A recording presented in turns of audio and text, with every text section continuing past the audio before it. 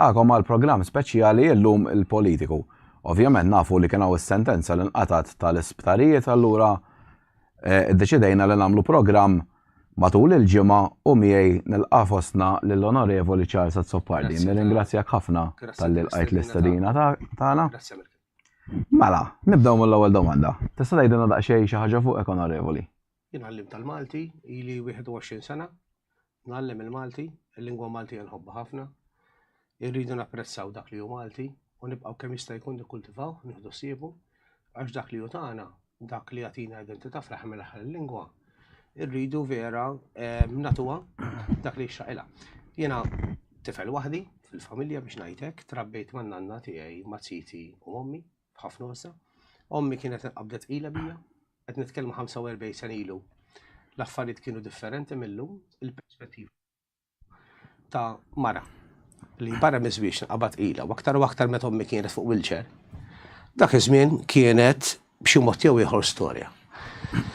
Inħobb nikkollezzjona ħafna affarijiet interessanti, il-bolli, il-muniti, il-numizmatika, il-militenzja, ħafna affarijiet li huma ta' kultura, dawk li jagħtuna identità. Bla dubju ta' xejn kont involut fil-politika matul dawn l-aħħar snin u l-politika li hija l-turizmu li inti taqdi, tagħti, isservi, tonora b'rispett in-nies li jkunu eleġġewk jew anke jekk ma tlajtx fil-Kunsill jew fil-Parlament. U barra minn hekk naħseb xi ħaġa li tagħmel differenti hija ir-rasib sa tiegħi. Il-perseveranza li għandi u l-mod ta' kif inħares mod oġġettiv l-affarijiet. Nafuk ovvjament li bdejt il-karriera politika tiegħek mal-Partit Laburista u llum inti tinsab mal-Partit Nazzjonalista. X'irwol li kellek fil-passat u forsi the-transition li kellek? Ta' 18 sena kont segretarju tal-Gazin Laburista Rabat, ta' 19 sena kont viċi president tal-Gazin Laburista fir-Rabat, ta' 20 sena kont kunsillier dak iż-żmien li sar kunsillier f'Malta u aktar tard fl-2003 kont l-ewwel sindku Laburista Rabat. Ġifieri fir-raba' leġislatura tal-Kunsill tar-Rabat jiena kont l-ewwel sindku Laburista fi żmien meta l-Partit Nazzjonalista kien għaddej minn żmien qiebes, diffiċli, fejn anke kien qiegħed jitlef il-kunsilli lokali kontinwament u jien irnexxieli wara 3 snin f'minoranza fil-Kunsill nikseb il-maġġoranza dak iż-żmien waqt li morna nivvotaw għal-referendum jekk Malta tix tidħol fl-Unjoni Ewropea jew le. Fil-partit komplejt naħdem, kont irreżenjajt f'Jannar, fit-19 ta' Jannar, 9 xhur wara li kont elett sindku mir-rabtina l-ewwel darba. U fl-istorja kont ukoll l-ewwel sindku li qatt tirreżenja. Dak iż-żmien ukoll kont li żar sindku f'Malta tal-akbar lokalità f'Malta. Mhux qed nitkellmu dwar lokalità meta tugħod in-nies l-att tal-popolazzjoni, ma bħala kobor, bħala area, bil-kampanja kollha li ġġib magħha, mas-Siġġiewi, mal-Imġar u ma' ħaddingli.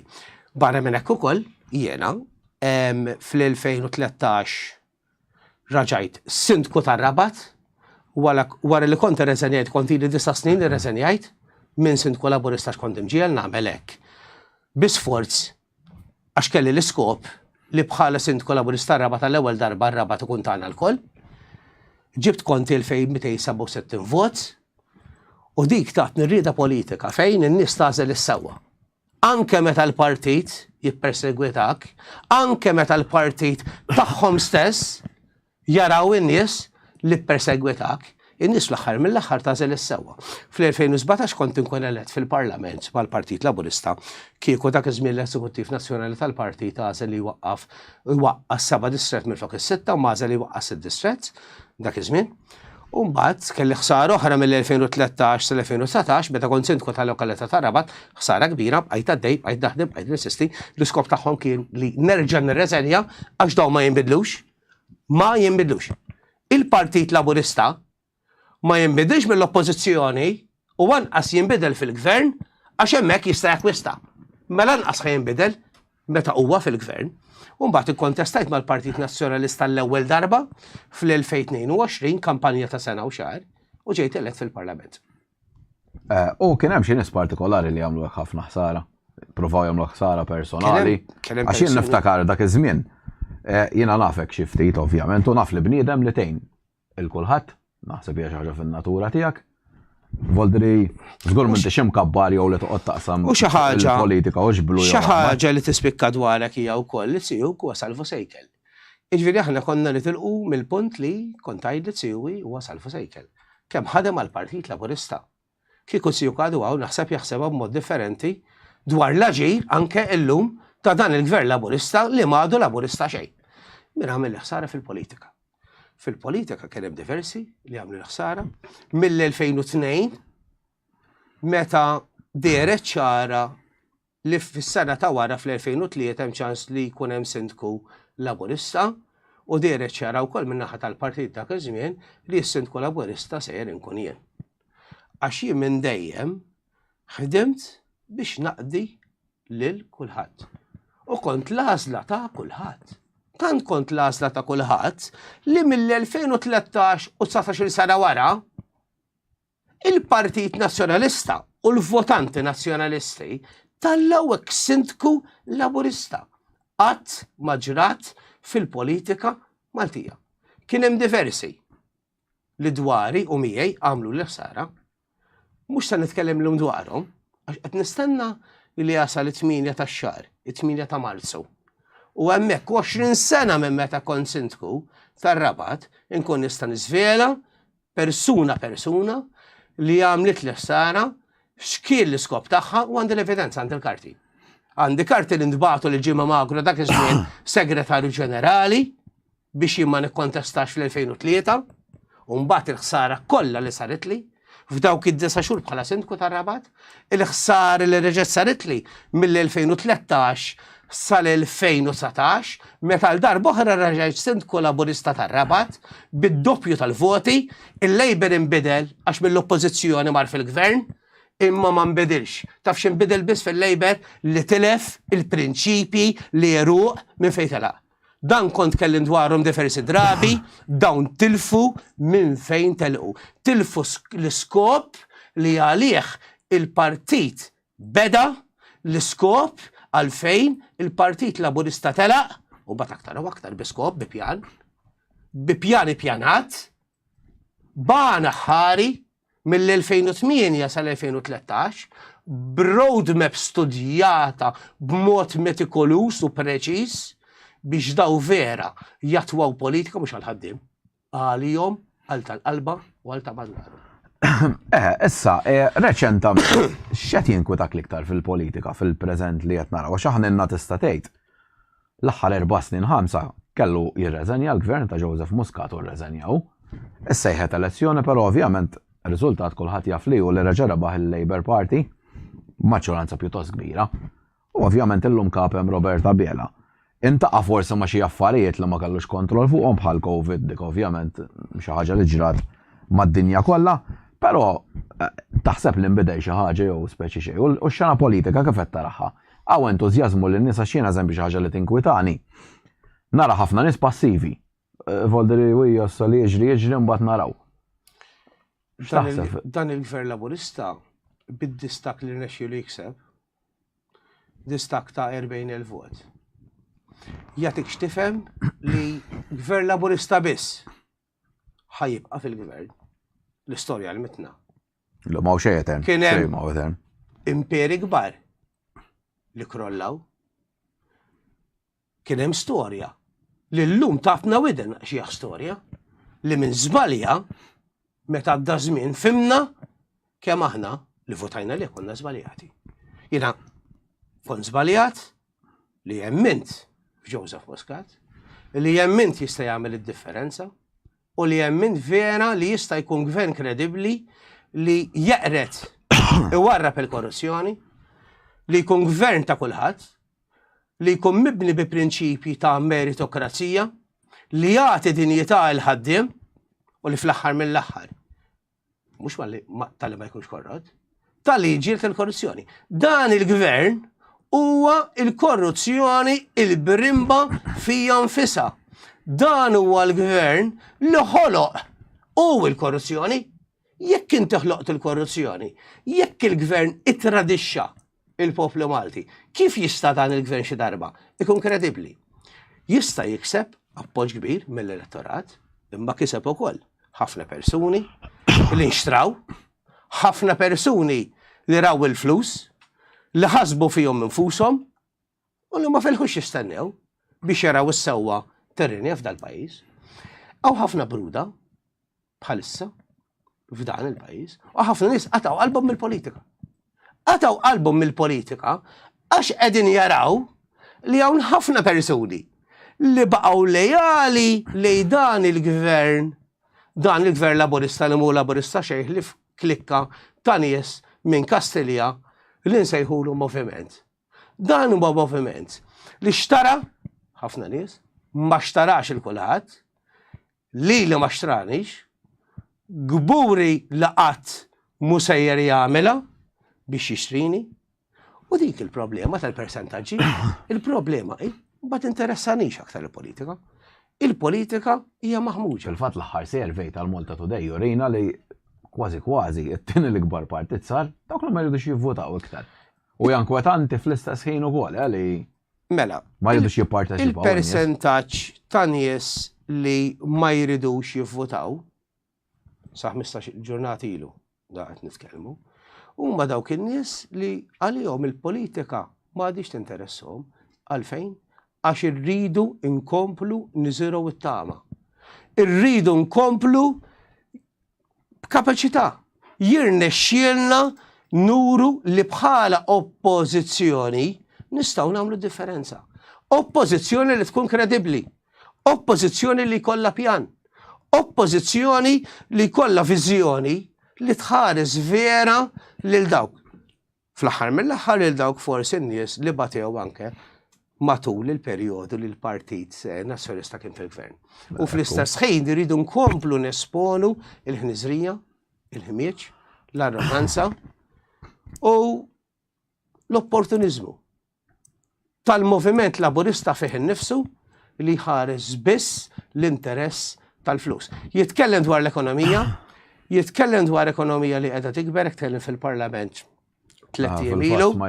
Iżda waqt li jitratta l-ekonomija li qiegħda tikber u l-kejk ekonomiku li qiegħed jikber, il-faqar ukoll fl-istess ħin qiegħed jikber, il-faqar qiegħed ikompli jolli rasu, il-kwalità tal-ħajja qiegħda tkompli titnaqqar kontinwament u iva. In-nies ħadd irrealizza, jiddispeċini li ħajasal żmien fejn il-fqir ħajftaqar aktar. U meta id-destin ta' dan il-gvern jasal għandek u jmislilek, u mbagħad tibda tirrealizza. Kif taħna l-programm edna li kien hawn dis-sentenza storika tal-qorti li l-isptarijiet ingħataw lura lill-poplu. Beda din il-kawża tista' tgħid Adrian Delija u llum ovvjament rati ta' raġun. Issa, taħseb li dis-sentenza forsi fija nnifisha apparti voldri li saret ġustizzja fl-aħħar mill-aħħar għax nafu kif ittieħdu dawn l-isptarijiet. Li huwa ċans li l-Partit Nazzjonalista jerġa' jingħaqad huwa fatt li kien hemm ċertu firdiet tul dawn l-aħħar snin u forsi għalhekk ukoll il-poplu ma votax il-Partit Nazzjonalista. Taħseb li da jista' jkun forsi bidu ġdid għall-Partit Nazzjonalista li jibda jkun flimkien jara l-problemi li verament qed idejqu lin-nies u jibda jittakilhom waħda wara l-oħra biex ovvjament ikun oppożizzjoni kredibbli fl-aħħar mill-aħħar. Kienet tkellmet dwar il-każ ta' tl-isptarijiet Daphne Caruana Galizia.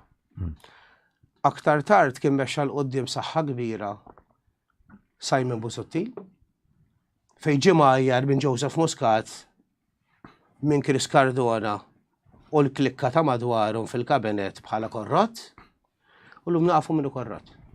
Aktar tard bħala kap tal-Partit Nazzjonalista mexxa l-aġenda li kellu jmexxi u mexxija b'mod l-aktar tajjeb. 5 snin ta' tbatija, Adrian Delija, u l-partit illum Nazzjonalista rebaħ, ma mhux il-Partit Nazzjonalista rebaħ biss. Rebħet Malta. Rebħet Malta 300 miljun mogħtija lil Vitals u Stewart. Fej f'dan il-budget, il-gvern b'mod sfaċċat u tkellimt ukoll meta ddiskutejna f'seduta dwar il-budget, raġa għadda lil Vitals Stewart 80 miljun euro. Taf xi jfissru 300 miljun? 300 miljun ifissru 60 sena ta' ġbir għall-istrina. 60 sena ta' volontarjat biex nejnu lil-vulnerabli. Daqshekk dan il-gvern jistma lil-batuta lil-ħaddiem. Dan il-gvern meta jagħmel xi ħaġa, donnu qed jagħmel pjaċir. Mhux pjaċir qed jagħmel dan il-gvern. Meta jagħti 100 euro ċek qabel l-elezzjoni, qed jipprova jagħmel pjaċir lilu nnifsu.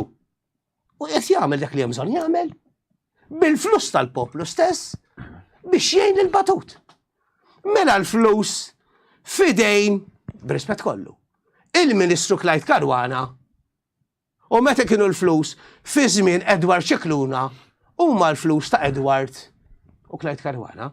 Mela qed nitkellmu Edward and Clyde, din hija xi ħaġa ta' Bonnie Clyde. Ta' żmien il-mafja dak iż-żmien, l-Amerika, jew xi koppja li tidħol tisraq bank, hekk għamlu daw. Dawn serquna. U l-qorti, l-aktar deċiżjoni importanti tal-qorti f'Malta fejn tat raġun li l-gvern mhux żbalja, kellu intenzjoni u skop bi pjan li jiżbalja, baqa' jiżbalja u kieku iva ma kienx Adrian Delija u l-Partit Nazzjonista bħalissa li baqa' jimbotta, dan il-gvern kien ikompli jisraq lill-poplu Malti u Awġi. Jinkwetak ukoll il-fatt li donnu smajthom jiena jitkellmu, Joseph Muscat qed jgħid li dik kienet deċiżjoni kollettiva tal-kabinet. Min kien fil-kabinet donnu jrid ifarfar u Robert Abielet iwaħħal ftaqablu. Fil-verità, għandhom tort kollha daw jew speċi bil-Malti kulħadd qed jitfa' l-problema fuq ta' minn fuq ta' qablu, minn fuq ta' warajh, minn fuq kulħadd. Però fl-aħħar maħal Partit Laburista at the end irid iġor responsabilità tagħha. Żgur li mhux qegħdin jaqblu. L-eks Ministru Everest Bartolo qiegħed jikkritika lill-Prim Ministru tiegħu għax kien Prim Ministru tiegħu Joseph Muscat li żefnu fin-nofs u żeffen il-kabinet. Chris Fern qiegħed jgħid il-Viċi Prim Ministru ta' Malta da. U l-Ministru tajjeb ngħidu kien sejħilha the real deal di. Ukoll biex ngħidu kollox. Sejħilha real deal mela kien jaqbel magħha. Mhux hekk. Huwa l-Ministru tas-Saħħa u tpoġġa u minflok Godfrey Farrugia. U tpoġġa u wara Konrad Mizzi għax Konrad Mizzi spoġġa minflok Godfrey Farrugia għax riedu jagħmlu the real deal. Mhux hekk. Ma ninsewx li meta sar the real deal għalkemm ma kienx fil-kabinet Chris Fern, kien fil-Parlament ukoll. Nimmaġina wkoll li din ġiet diskussa wkoll fil-grupp parlamentari. Biċċa xogħol ta' din il-portata u għar minn hekk Roberta Biela li kien l-avukat u l-konsulent legali ta' Joseph Muscat, dak li mar il-qorti Għawdex kontra Giovanna De Bono li ħarġet il-liberata. Dan Roberta Biela, qabel ma tala fil-Parlament fl-2017, kien ikun mal-grupp parlamentari. Hemm evidenza ċara li turi dan mhux ritratti imma ċirkostanzi. Kien konsulent ukoll. Li niftakarhom jiena wkoll. U fl-2017 imbagħad kien konsulent tal-Prim Ministru f'Kastilja. L-aktar bniedem affidabbli bil-Prim Ministru f'Kastilja miegħu biex itieħ il-pariri mela jekk huwa avukat legali aħna qed inħallsu għalih mit-taxxi tagħna. Għax Joseph Muscat ma ħallas minn butu, laqas kellu ċenteżmu għal Joseph Muscat ma sax iħallsu aħna ħallasna għalih. Mela Roberta Biela qiegħed iġorr il-karru ta' Joseph Muscat u fl-aħħar mill-aħħar għalhekk Joseph Muscat u n-nistiegħu u Michel Muscat ħadmu kien felħu biex Chris Fern ma jkunx hu il-Prim Ministru ta' Malta ried lil Joseph Muscat biex iserraħ rasu. Bdilna l-idea, bdilna l-isem tal-bottegin Iżda fl-aħħar mill-aħħar, dawk li jaqdu fuq ġewwa fil-kċina baqgħu l-istess. Dil-ġimma saret ukoll dik il-protesta li kien hemm il-belt, ovvjament meta tlaqqa l-Parlament, fuq dan il-każ għax ovvjament il-Partit Nazzjonalista jaħseb li xi ħadd irid jerfa' responsabilità fil-verità tagħha din. Kien hemm waqt il-protest ovvjament kien hemm xi nies li forsi tkellmu ovvjament daqsxejn ħażin u forsi insulentaw xi ħadd, però issa ovvjament hemm jiena naraħħa xi ħaġa differenti li tinsolenta lil partit partikolari milli tinsolenta lin-nies għax huma laburisti. Fis-sens bħal tim tal-futbol, jien billi ninsolenta l-tim tal-futbol li ma naqbilx miegħu ma jfissirx qed ninsolenta lil ħbieb li huma tiegħi li jisom huma dak it-tim tal-futbol hemm xi ħaġa totalment differenti. Kellek ammont ta' nies li huma ovvjament diehards laburisti li daw raw raġel hemmhekk li għandu negozju u bdew jitolbu da li jiġi bojkotjat. Enti temmen li fis-sena 2023 għadna nemnu f'daw l-affarijiet u tista' tkun bil-kontra wkoll qed bi fervoldi li m'għandu fil-fema tiegħi ħadd laqqasek xi ħadd ikun laburist u tibbojkotjah għax huwa laburist. X'taħseb inti llum għandna nimxu l-qudiem jew ħanibqgħu fil-medju letteralment għax bniedem tittimbraħ mill-partit politiku li hemm fih. Titlob għal bojkots u ċensura insomma u dal-affarijiet. Qiegħed nitbissem bħalissa. Għall-ħares jiena meta kont siltku fl-2003 il-bojkot jgħid li dawk in-nazzjonisti kollha ġewwa għandi. Għall-ħares jiena meta kont siltku bil-2013 l-2019 ma tajtx każ u ma tajtx weden lil dawk in-nazzjonisti kollha ġewwa għandi. Għall-ħares jiena warrabt fil-ġemp lil dawk kollha li ddeċidew li ma jivvotawx u sal-lum għadhom ma jivvotawx. Għall-ħares nispiċċaw f'politika ta' qabel u Kajin. Għall-ħares f'dan il-pajjiż nibqgħu niżeraw il-firda. In-nies huma mdejqin. Il-persentaġġ qiegħed juri li nies huma mdejqa. U għalhekk il-Partit Nazzjonalista jrid jisaħħaħ, u għalhekk irridu iva bħala Partit Nazzjonalista b'mod kollettiv naħdmu nirsistu nistinkaw kemm nifilħu biex inkunu tama għal dan il-pajjiż, biex inkunu ta' fiduċja għal dan il-pajjiż. M'għadniex ngħixu la fis-sebgħinijiet u lanqas fit-tmenijiet, m'għadniex ngħixu fi żmien fejn nippruvaw nagħmlu bojkott għax qabel lilna biex nidru sbieħ għax ħadna tenders li ammontaw 2 miljuni. Jien nista' nagħmel bojkott u ma mmurx nivvota. Nista' nassieħni li ma mmurx nivvota imma li pubblikament tipprova tinstiga biex isir bojkott fuq xi ħadd. Il-Malti jgħidlek kull deni hu dobġiet. Lil din il-persuna li riedu jagħmlu la bojkott nixtieqla kull ġid jien. Nafa personalment. Ili nafa snin. Ili nafa tal-anqas 20 sena.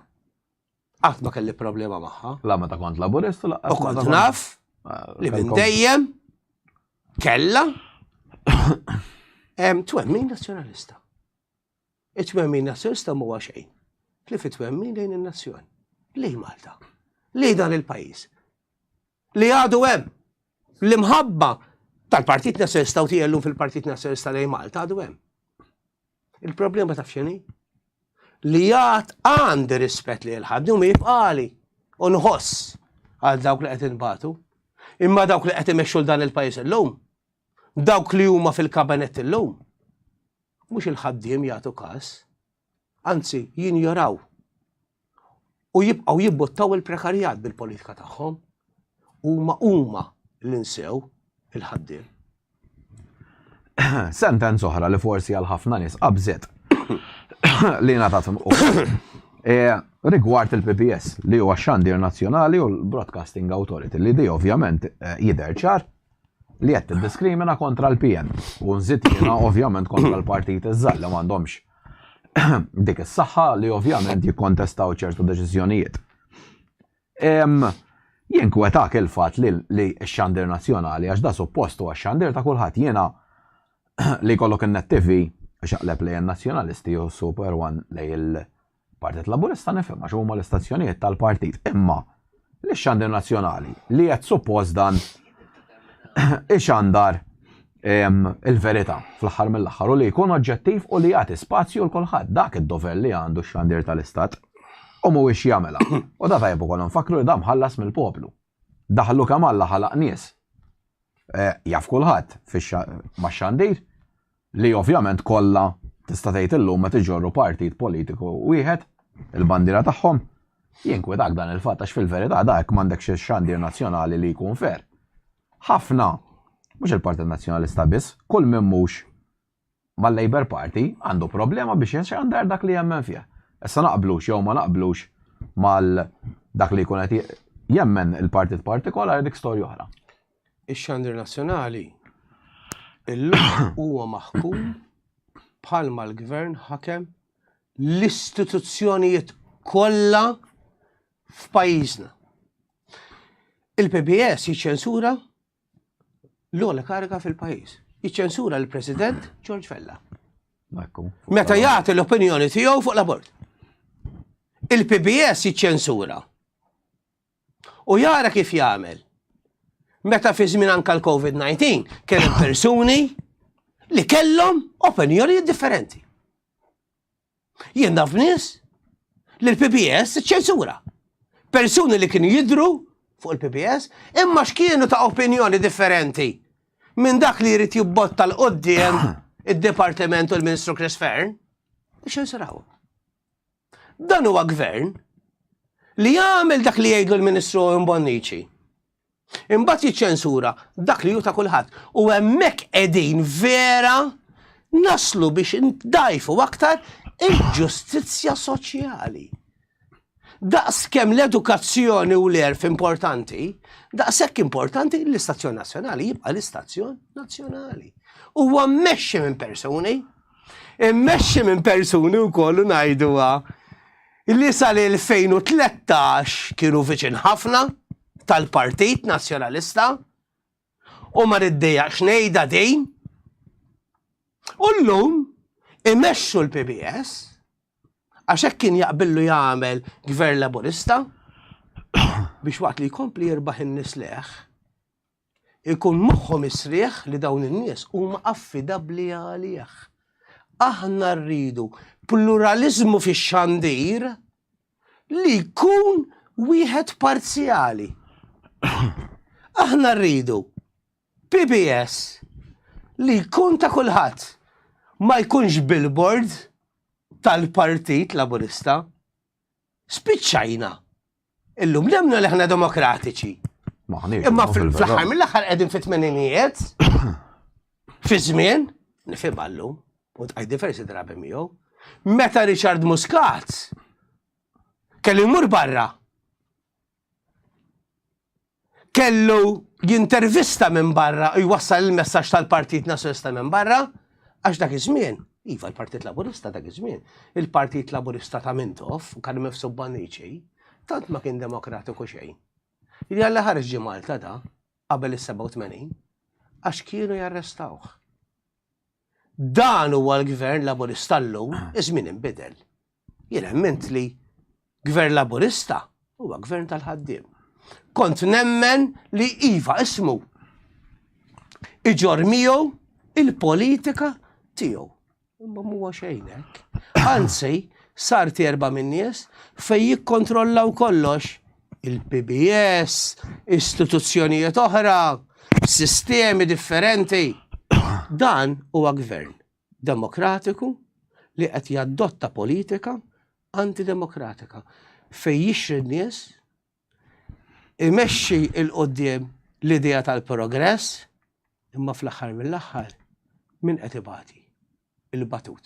Dak li suppost dan il-gvern qiegħed jara li jgħin u li jaġefola. Il-min qed jgħin kontratturi, irjus kbar fejn jistgħu jibqgħu jagħtuh l-appoġġ tagħhom. Mill-aħħar ċensiment li ħareġ ukoll jidher mhux jidher insomma hekk huma l-fatti. Il-popolazzjoni Maltija fl-aħħar 10 snin naqset bi 17%. U dik barranija żdiedet b'22%. Dawn qed nikkwotaw il-fatti. Issa jista' jkun jiena tal-fema mhux darba u tnejnetta li fil-verità huma ħafna iktar minn dawk 22%. Nafu li hawn numru ta' flettijiet qed jinkrew, dak huwa parti wkoll mill-progress li qed ngħidu li hawn, li jintefgħu lek 8-10 min-nies joqogħdu ġo flett. Qishom tal-biża għax daw letteralment qishom annimali qed jgħixu inti tgħix 10 ġo 2 bedroom jew 3 bedroom flett. Laqqas illum il-gallinari, kważi ma jkunu hekk, però llum għandna n-nies u niftaħru li għandna ħafna nies. Daw ovvjament minn jimla ċensiment ta' daw in-nies għax il-proprjetà inti tkun tal-owners, da jekk għandu 8 ġol fliet, mhux inniżżel li għandu 8, inniżillek li għandu 2-3. Mela żgur hum iktar minn 22%. Naħseb ukoll għajnejn huwa fuċna, morru l-isptarijiet, morru ċertu dipartimenti tal-gvern u għaraw il-maġġoranza tan-nies, il-maġġoranza kbira tnejt jiena, mhux kważi 50-50, ikunu barranin. Ovvjament aħna mhux nikkandannaw il-barranin għax daw qed iġibuhom hawnhekk biex jaħdmu, ħafna minnhom bit-cheap labor. Il-prekarjat?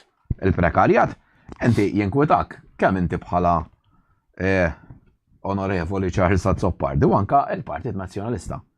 Daw l-affarijiet. Għax ngerbu fuq il-traffiku, ngerbu fuq l-infrastruttura, dranaċ, sar efur kważi kullum. L-ex-Prim Ministru Joseph Muscat kan għalinna, jekk ma jkunx hawn il-barranin, inti mhux ħajkellek pensjoni. Dak li għamilt inti tajjeb għalih matul ħajtek, u ħdimt matul ħajtek, tiddependi mill-barranin. Minn dawk li qegħdin jgħixu hawn Malta, popolazzjoni li żdiedet b'115,000 bil-barranin. Hemm il-barranin li qegħdin jgħixu Malta u ħafna minnhom jgħixu bi prekarjati jqogħdu iva. 6 fi flet fi blokk appartamenti, qed nitkellmu qed niftakar bħalissa fil-kitba bl-irħis.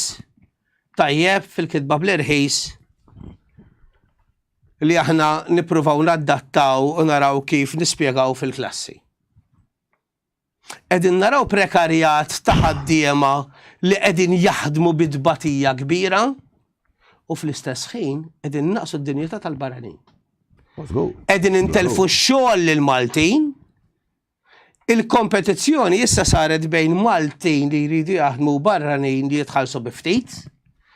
Daħlet l-idea ta' cheap labor, ħadd ma jrid jaħdem, mentalità li ħadd ma jrid jagħmel xejn imma jrid jitħallas, irid jinqeda, irid jagħmel il-kondizzjonijiet tiegħu għax illum hu Malti u jħoss li jagħmel il-kondizzjoni kif jaqbel lilu. Spiċċajna nħallsu għal problemi kollha li jinħolqu. Għall-infrastruttura inħallsu biex naslu x-xogħol. Indumu fi traffiku. L-aktar ħaġa li qiegħda tistressjana. Għax Joseph Muscat ried ekonomija komda, mibnija fuq l-steroids. U fuq in-numri tan-nies. U fuq in-numri. Ħsieb li jirnexxi fuq 4, 5, 6, 7 snin, iżda mbagħad min kellu jiġi warajh. Ibagħad il-konsegwenzi. Iżda mhux min imexxi l-bagħad il-konsegwenzi. Il-Malti qed ibagħti il-konsegwenzi. Dawk li jridu li dan il-pajjiż ikun tagħna bid-dritt. Spiċċajna anke fuq meta nitkellmu dwar il-proprjetà. Hemm min joqgħod 6-7 fi blokk appartamenti. Jaqsmu bejniethom anke l-ħin Mala, jien u s-sodda fiex ħin imorru jorqdu. Din Malta fl-aqwa żmien, din Malta tagħna l-koll, fejn il-Malti mhux tal-meħux preċedenza, telli aħna sirna sekondari f'pajjiżna. F'dan il-pajjiż l-aktar pajjiż ta' densità fl-Ewropa kollha.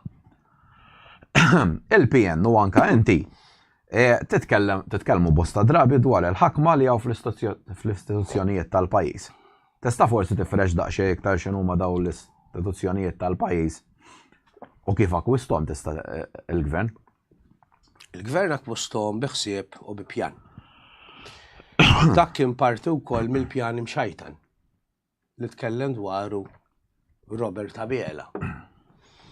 Għanna avukat ġenerali wara avukat ġenerali. Jitlaq l-avukat ġenerali u tilħaq id-deputat avukat ġenerali. Kummissarju wara kummissarju tal-Pulizija. Ministru wara ministru tal-Edukazzjoni. Għanna liġi fil-Parlament bħalissa ta' żewġ terzi biex taħta l-Kummissarju għall-standards fil-ħajja pubblika. Fej dan l-ewwel li jrid jagħmel skrutinju huwa fuq il-Kabinet, il-Ministru Segretar Parlamentari fuq il-Prim Ministru u d-deputati tiegħu. U jrid jażel persuna li jridu. Irid li ibiddel fuq skuża li l-oppożizzjoni ma qablitx li hu minnu, li mhux minnu. Biex jażel persuna li jridu b'maġġoranza sempliċi.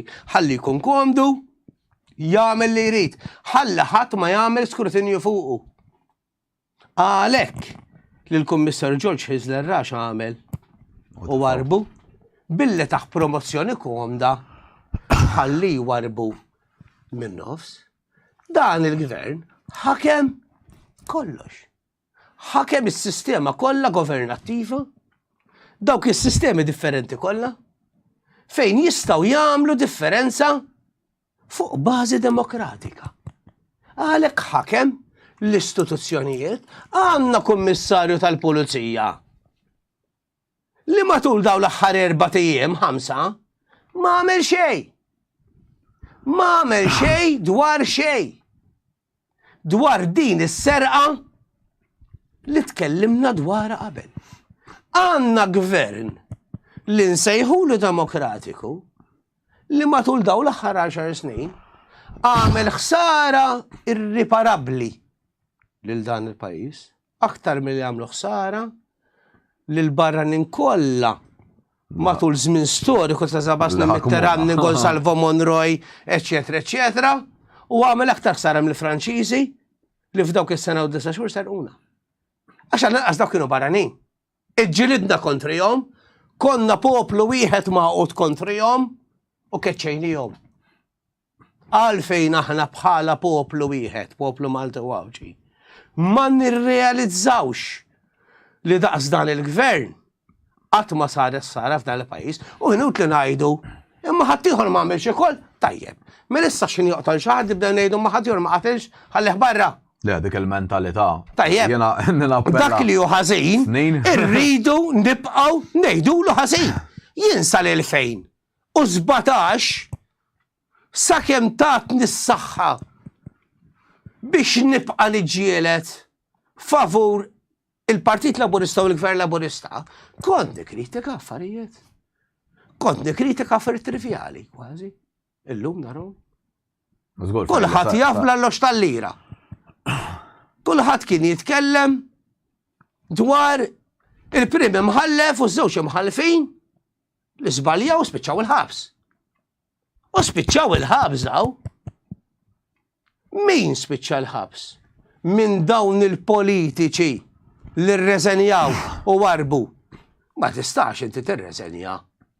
U skot free, u tagħmel li trid, tiżbalja u tirreżenja, u ma tħallas għal dak li tkun għamilt, jew tkun xi direttur jew direttur ġenerali x'imkien, tiżbalja, u mbagħad wara xahar 3-4 ituk xogħol ieħor bl-istess paga komda, imma b'xi mod jew ieħor moħbi u tkun żbaljajt.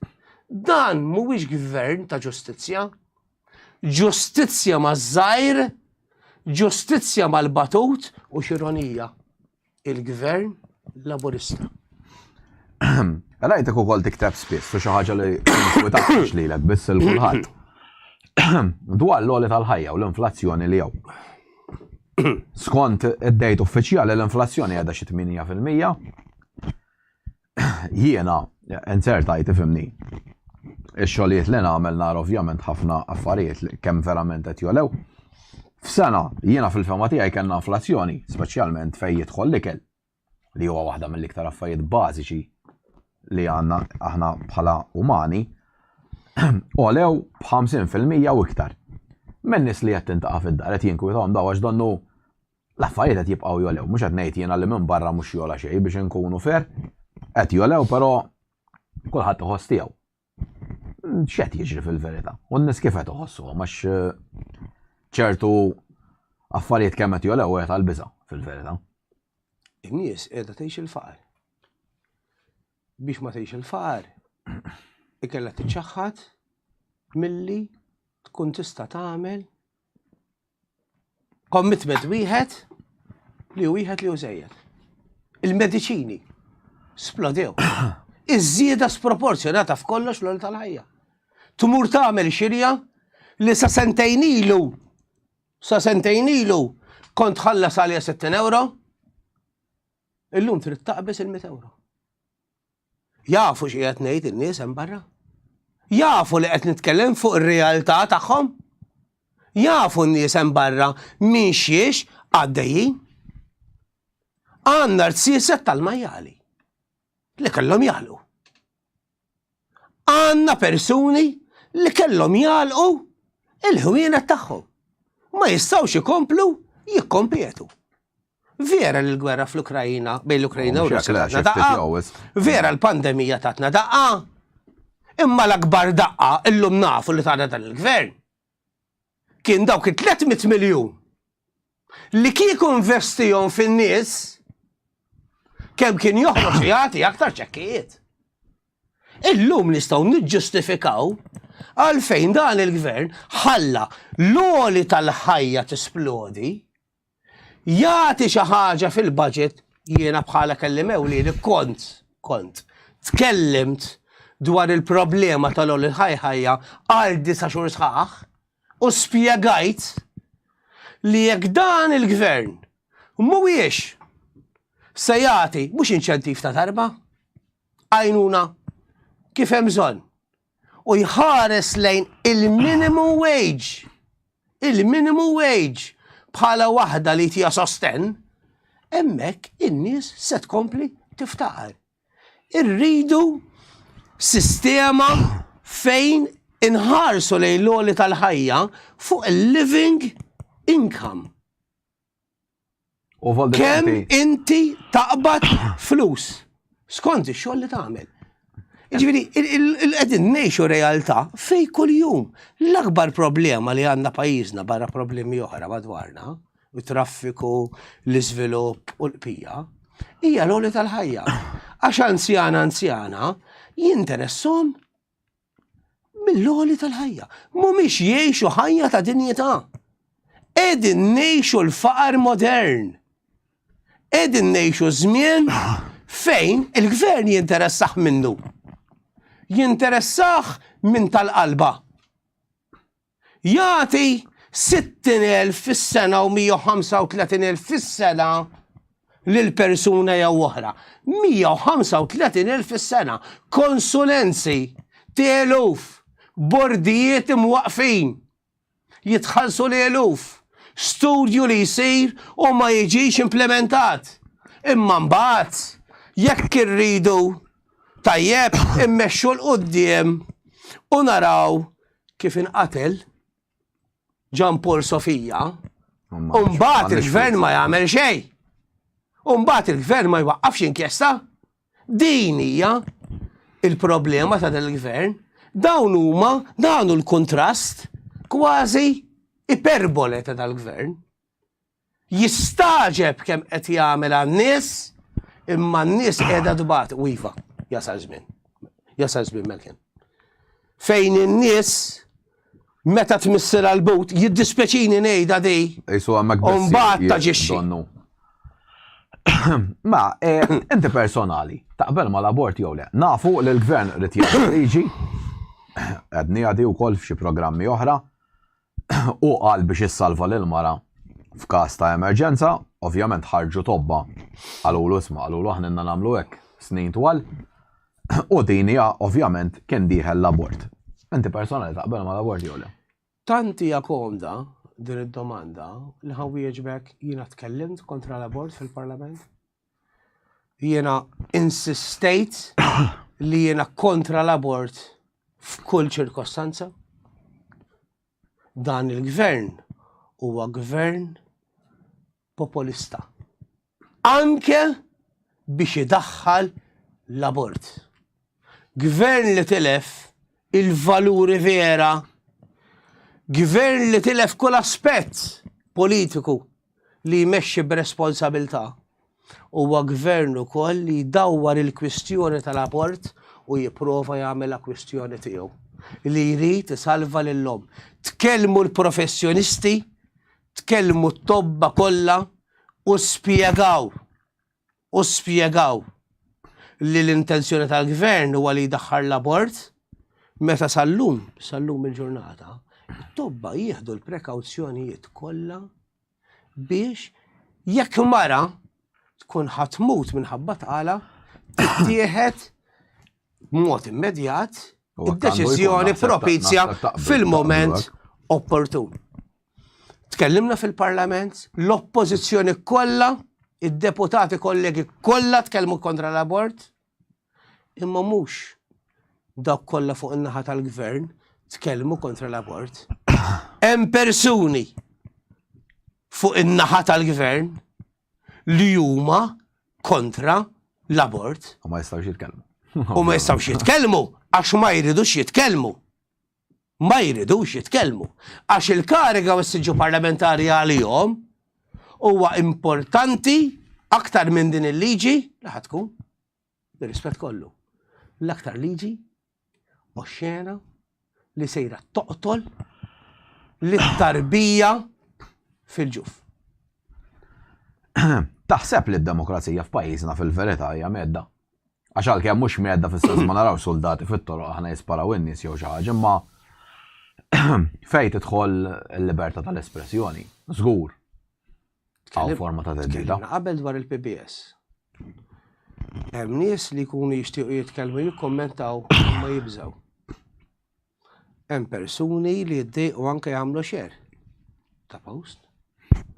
Hemm persuni li ma jħossuhomx komdu jesprimu ruhom. Hemm deputati fuq in-naħa tal-gvern li għal skop jew ieħor personali ma jitkellmux. Id-demokrazija mhix medda meta ħanbidlu liġi minn żewġ terzi u nagħmluha maġġoranza sempliċi. Id-demokrazija mhix medda meta qiegħdna qabel li l-istituzzjoni huma maħkuma.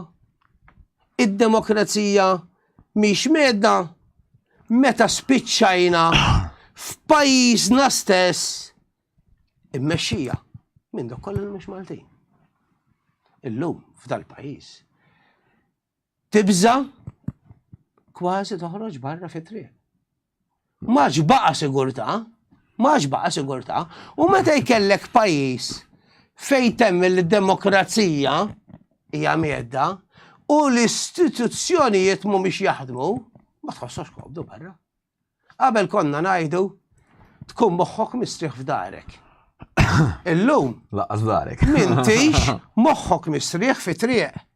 Iva, għalhekk tkellimna dwar demokrazija ta' parsi demokrazija. Le, dan il-gvern mhuwiex demokratiku. Dan il-gvern anzi,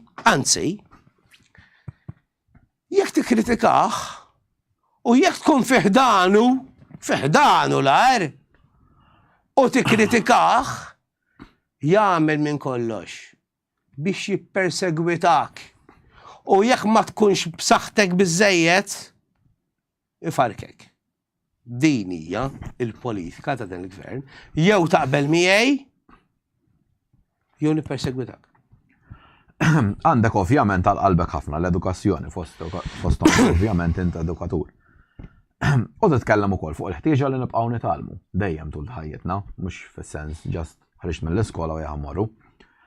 Taħseb li di qed tiġi għax jiena personali qed nara wkoll li sfortunatament dil-fissazzjoni dejjem biex nagħmlu n-numri sbieħ. Qed innaqsu l-standards. Biex ta' parsi ngħidu wara għandna 80% llum li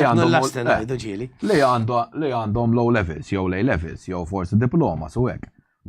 Għax qed narawhom daw ħafna studenti li qed joħorġu mill-università, mill-iskola, u m'għandhomx il-ħiliet bażiċi biex jaħdmu. U fil-verità, mhux isibu xogħlijiet jew ħajsibuhom bil-prekarjat. kombinazzjoni rrid nitkellem fil-Parlament u tkellem dwar il-bżonn li inkomplu nedukaw lil dawk l-istudenti li huma l-aktar vulnerabbli. U tkellimt ukoll dwar il-programm GEM 16+.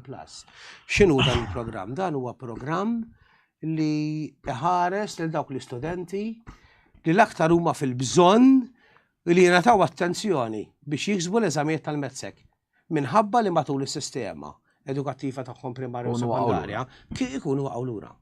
U il-GEM 16+ bħala programm, bħala proġett, huwa dik l-iskaluna nieqsa biex ikunu jistgħu jitlaw dik it-tarġa. U l-problema wkoll hija li llum sarraħna ras kulħadd li toqgħodx tinkwieta. M'għandekx għalfejn tkompli tistudja. L-edukazzjoni mhux importanti. Importanti jkellek xogħol. M'għandekx problema. Tispiċċa mis-sekondarja u ssib ġob. Imħorru ħabtu l-Ministru u jaqdik. Insibu galoppin u jdaħlek taħdem. Iżda hemmhekk mhux qed ninvestu. Inti għandek ġob temporanju għal ftit żmien. Permezz tal-edukazzjoni inti tkun tista' tinvesti fik innifsek biex fl-aħħar mill-aħħar ikollok futur. Ikollok futur tiegħek li jirrendi mingħajr ma jkollok bżonn il-ħadd. Irridu naħdmu biex iva intejbu aktar u niżviluppaw il-lifelong learning. Hemm bżonn niftħu aktar. Hemm bżonn aktar inħarġu l-istudenti tagħna imma mhux biss akademikament karta xuga fejn kollox jinbena fuq is-sillabu, imma rridu wkoll li nagħlmu b'mod holistiku biex vera l-istudenti tagħna jinvestu fl-erf tagħhom biex ma jaħsbux moħħat ieħor, biex ħadd ma jaħslilhom moħħhom u jkunu nies vera deni biex anka fejn tidħol id-demokrazija mbagħad. Jagħmlu l-għażliet l-aktar li huma importanti għall-pajjiż mhux għalihom. Issa, kif taħseb però l-Partit Nazzjonalista illum il-ġurnata jista' jerġa' jersaq lej il-votant biex jerġa' ovvjament in-nies jibdew jerġgħu jemmnu fikom bħala Partit Nazzjonalista u li fl-aħħar mill-aħħar xi darba l-Gvern Nazzjonalista jerġa' jkun fil-Gvern. Ekku jiena niftakar fi żmien fejn il-Partit Laburista kien fl-Oppożizzjoni. U jien niftakar ukoll biex nwaqfek minuta ngħid li l-Labor ma ħajitlaqat, kont niftakarha. Jiena aħna konna ngħidu bħala partit fl-2007 niftakar li jekk il-Partit Laburista mhux ħajrbaħ l-elezzjoni tal-2008 qatt ma ħajrbaħ l-elezzjoni. Fl-2008 kien rebaħha b'1560 vot il-Partit Nazzjonalista u hemmhekk il-Partit Laburista ssaħħaħ. Għax il-Partit Laburista kien ċert l-elezzjoni ta' wara ser jirbaħ. Kien hemm ħafna nies li bdew jaħsbu minn qabel biex jaxħajak wistaw. Jippakjaw l-affarijiet u jġorru l-bagalji biex imorru l-kwartieri. Nafu li il-Gvern Laburista fl-2013 kiseb il-Gvern jiena fraħt. Il-Partit Nazzjonalista tista' tgħid li kien ilu jgverna 25 sena. Tidħol arroganza, mela le. Tidħol telqa, mela le. Tidħol ejja, mela le. Iżda dak li rajna mill-2013 sal-lum ma rajnih qatt qabel fl-istorja. Matul dawn l-aħħar 10 snin sar tajjeb, mela le. Imma kemm sar ħażin. U li jirrovina darba l-dejjem lil dan il-pajjiż. U dak li nqeret ma tista' qatt iġġibu lura. Irridu bħala Partit Nazzjonalista mela le nipperswadu lin-nies. Jiena ġejt mal-Partit Nazzjonalista fl-aktar żmien diffiċli għall-Partit Nazzjonalista. Għax jien irrid nara llum li Malta tirbaħ, mhux nikseb jien li Malta timxi l-qoddim u tara progress, mhux li ndaħħal il-flus fil-but jien, kieku ġejt jien għand il-Partit Nazzjonalista illum u l-Partit Nazzjonalista komdu, ma nkun għamil xejn speċjali. Iżda li tlaqt partit fil-Gvern b'saħħtu dak l-appoġġ tal-voti. Mażgur. U mort m'oppożizzjoni dajfa jfisser li jifa l-Partit Nazzjonalista beda. U beda, mhux illum. Beda jaħdem il-Partit Nazzjonalista mill-2013. Irġu kompli jaħdem. Irrid jaraf l-iżbalji tiegħu. Irrid jaraf l-iżbalji li b'xi mod jew ieħor telfulu elezzjoni wara l-oħra. Għalhekk qed inkunu qrib in-nies se nkomplu nesponu l-korruzzjoni ta' dan il-gvern. Dan il-gvern li ħakem lil dan il-pajjiż. Dan il-gvern li bħal miedna tellef kull demokrazija li se takiraw f'dan il-pajjiż. Illum wieħed jekk jaħseb ftit jgħid nibża nitkellem kontra l-gvern. Nibża li tlef xogħli. Nibża li jtuni transfer. Ara dak daħal jaħdem f'dak id-dipartiment mhux ħansemmi, anke li ieħor daħal jaħdem, anke bni jaħdem f'dak id-dipartiment, it-tlieta li huma għandhom livell l-istess ta' edukazzjoni, iżda wieħed purtinar. Eżempju, b'rispett l-purtinari. U liħor studju. U liħor jetem wara d-desk. Kif jista' illum bniedem li jaħdem paga minima ta' anqas minn 800 euro. Għajd li nara fl-iskejjel tagħna. Tiltaqgħu tara persuni li jgħixu vera bir-riga u bl-eżatt, dawn huma laburisti. Mala, U jgħiduli qegħdin ngħixu faqar kbir. Konna mmorru ġimgħa għawdex, iddeċidejna li ma mmorrux. Għax l-ewwel il-mediċina, l-ewwel l-aktar affarijiet importanti, dak li jidulu bread and butter issues, l-ikel, u mbagħad il-kapriċċi. Mela, wasalna fl-aħħar domanda. Tixtieq li fil-pajjiż tara politika iktar nadifa, fis-sens iktar nadifa li nerġgħu nibdew flok nattakkaw in-nies personali kif ġara ta' dawn l-aħħar snin.